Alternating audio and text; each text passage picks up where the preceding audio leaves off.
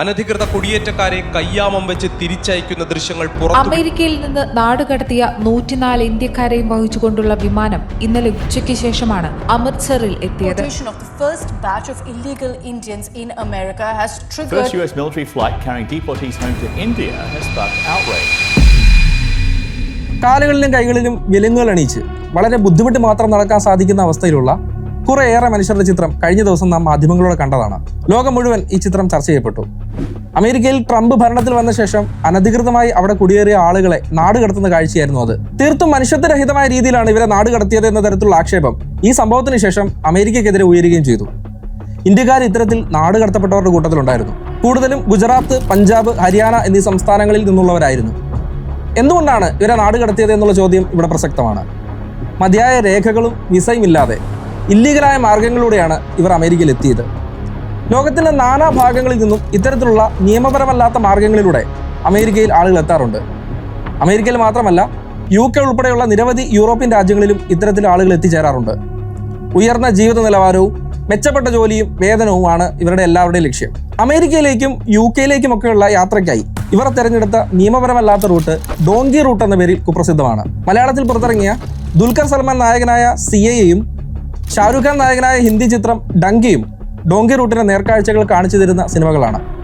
Student visa, work visa, visiting visa എന്നിങ്ങനെ നിയമപരമായി ഒരു രാജ്യത്ത് പ്രവേശിക്കാനുള്ള ധാരാളം മാർഗങ്ങളുണ്ട്. എന്നാൽ അമേരിക്ക പോലുള്ള ചില രാജ്യങ്ങളിൽ നമ്മുടെ കയ്യിൽ ധാരാളം പണം ഉണ്ടെങ്കിൽ പോലും വിസ ലഭിക്കാൻ ബുദ്ധിമുട്ടാണ്. ധാരാളം ക്രൈറ്റീരിയകൾ പരിഗണിച്ചാണ് അവർ വ്യത്യസ്ത വിസകൾ നൽകുന്നത്. ഈ സാഹചര്യത്തിലാണ് പലരും ഇല്ലീഗലായ മാർഗങ്ങൾ തേടുന്നത്. വീടും സ്ഥലവും സ്വത്തുവകകളും എല്ലാം വിറ്റ് കിട്ടുന്ന പണം ഡോങ്കി റൂട്ടിലൂടെ അമേരിക്കയിലോ UK-യിലോ എത്തിക്കാമെന്ന് വാഗ്ദാനം ചെയ്യുന്ന ചില ഏജൻസികൾക്കും ഏജന്റുമാർക്കും ഇത്തരക്കാർ നൽകുന്നു.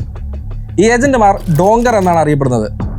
അമേരിക്കയുടെയോ UK-യുടെ അടുത്ത് സ്ഥിതി ചെയ്യുന്ന ഇന്ത്യക്കാർക്ക് വിസ ലഭിക്കാൻ ഏറ്റവും എളുപ്പമുള്ള ചില രാജ്യങ്ങളിലേക്ക് ഏജന്റുമാർ വിമാനമാർഗ്ഗം ഇവരെ എത്തിക്കുന്നു.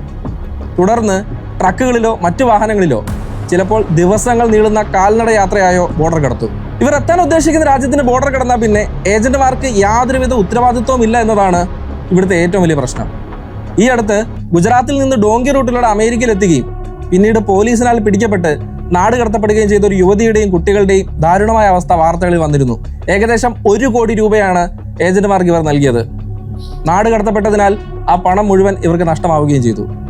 ഇനി അഥവാ പോലീസ് പിടിക്കാതെ രക്ഷപ്പെട്ടാൽ ചെറിയ ചില ജോലികളൊക്കെ ചെയ്ത് കുറച്ച് നാൾ കഴിയുമ്പോൾ അസൈലം വിസയ്ക്ക് അപ്ലൈ ചെയ്യുക എന്ന മാത്രമാണ് ആ നാട്ടിൽ ജീവിക്കാനുള്ള ഒരേ ഒരു മാർഗം.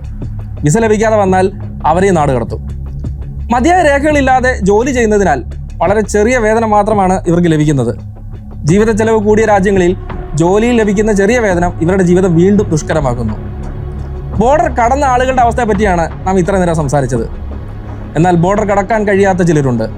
ഇവരെക്കുറിച്ചുള്ള അറിവുകൾ പിന്നീട് ലഭിക്കാറില്ല. പലർക്കും എന്ത് സംഭവിച്ചു എന്ന് പോലും അറിയില്ല. അമേരിക്കയിലേക്കുള്ള ഡോങ്കി റൂട്ട് തിരഞ്ഞെടുക്കുന്ന പലരും സൗത്ത് അമേരിക്കൻ രാജ്യങ്ങളായ ഇക്വഡോർ, ബ്രസീൽ എന്നിവിടങ്ങളിലാണ് ആദ്യം എത്തിച്ചേരുന്നത്.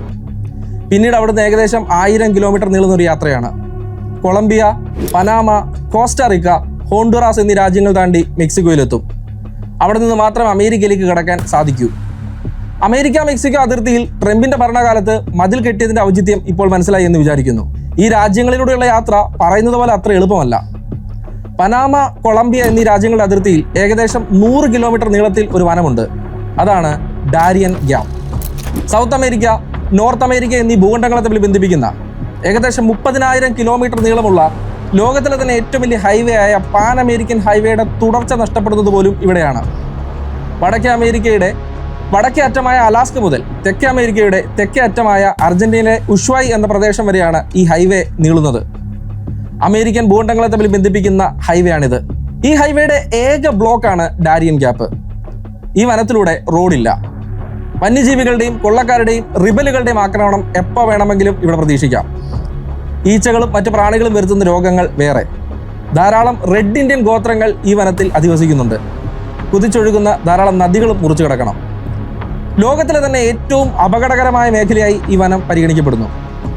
അമേരിക്കയിലേക്കുള്ള യാത്രയിൽ ധാരാളം പേർ ഇവിടെ അപ്രത്യക്ഷമാവുന്നു. ഇനി ഇത് മറികടന്നാൽ തന്നെ മെക്സിക്കോയിലെ മരുഭൂമി അടുത്ത തടസ്സമായി മുമ്പിലേക്ക് വരുന്നു. എത്തിച്ചേരുമെന്ന് തീരെ ഉറപ്പില്ലാത്ത, ജീവൻ വരെ നഷ്ടമായേക്കാവുന്ന ഒരു മനുഷ്യായുസിൽ എടുക്കാവുന്നതിൽ വെച്ച് ഏറ്റവും വലിയ റിസ്ക് എടുത്ത് ഇന്ത്യയിൽ നിന്നുൾപ്പെടെ ലക്ഷക്കണക്കിന് ആളുകൾ അങ്ങോട്ടേക്ക് പോകുന്നത് എന്തുകൊണ്ടായിരിക്കും? അതും നാട്ടിലുള്ള സർവ്വ സമ്പാദ്യങ്ങളും ഇല്ലാതാക്കിയിട്ട് നിങ്ങളുടെ അഭിപ്രായങ്ങൾ രേഖപ്പെടുത്തുമല്ലോ. മറ്റൊരു വീഡിയോയുമായി കാണാം. താങ്ക്